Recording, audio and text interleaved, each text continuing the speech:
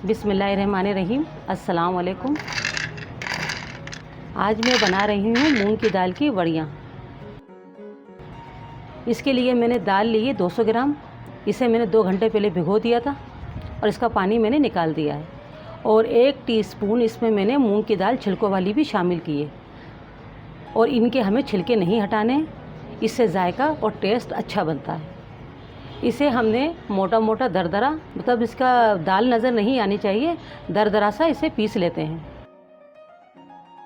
दाल हमने पीस ली है। दाल में पानी नहीं जाएगा, बग़ैर पानी के दाल को पीसना होगा। इसलिए कोशिश करें कि आप सिल पर पीस लें और थोड़ी देखें दरदरी दालें, देख लें दरदरी दालें, ये ज़्यादा बारीक नहीं करनी है। जो मसाले इसमें डालने होंगे वो ये हैं: ½ टीस्पून कुटी हुई लाल मिर्च, ½ टीस्पून गरम मसाला पाउडर, इसमें ज़ीरा पाउडर भी शामिल है, ½ टीस्पून अदरक पाउडर, जिसे सौंठ पाउडर भी कहते हैं, ये डालना है। और नमक इसमें नहीं जाएगा, क्योंकि नमक इसलिए नहीं डालते हैं कि ये वड़ियाँ जो हैं फिर फूलती नहीं हैं, तो इसमें नमक नहीं डाला जाता है।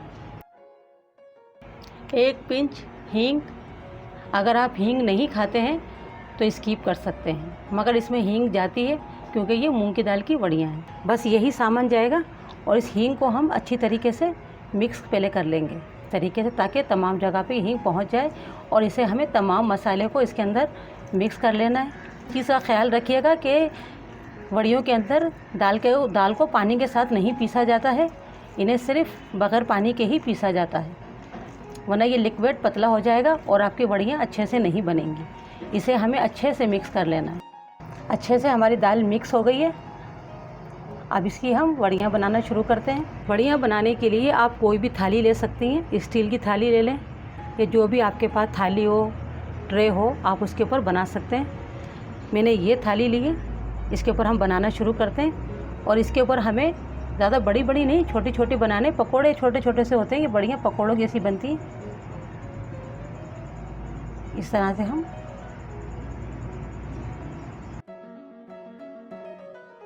बस ये ख्याल रखें कि इस बैटर के अंदर पानी नहीं होता है, जब भी आपकी वड़ियाँ अच्छी बनेंगी। तमाम वड़ियाँ हमने तैयार कर ली हैं और इन्हें अब हम धूप में रखेंगे।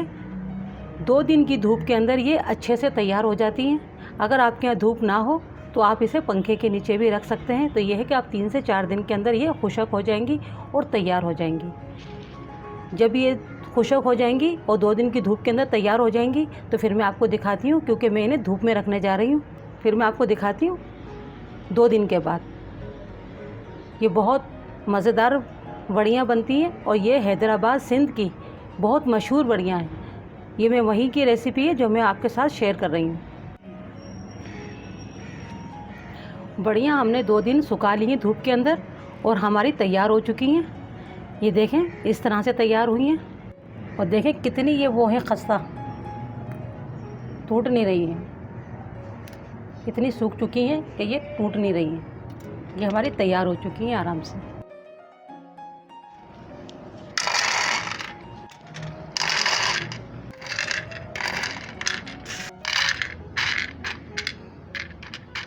हमारी वड़ियाँ तैयार हैं। वड़ियों का सालन बहुत अच्छा और बहुत मज़ेदार बनता है।